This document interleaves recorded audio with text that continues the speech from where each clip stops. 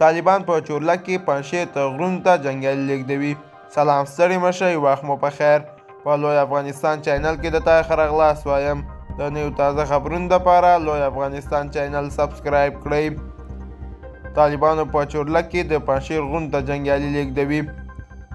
له پنجشیر څخه ځایي سرچینې هشتسوب ورځپاڼې ته ویلي چې د طالبان چورلک کې د پنجشیر غرونو ته د جنګیالۍ لیږدولو په حال کې دي. سرچینې زیاتوي چې طالبانو پنجشنبې د غوایي پر 9 خپل یو شمېر جنګیالي د پنجشیر له ورزشي لوبغالي څخه آبي درې او فراج غرونو ته لیږدولي.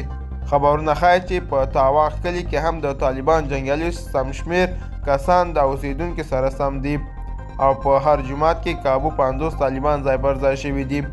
پنجشیر کې په یوه بله پیښه کې د طالبان یو جنګیالی په ټانک بېرېښنا دوی ستنې نسکوري کړي دي.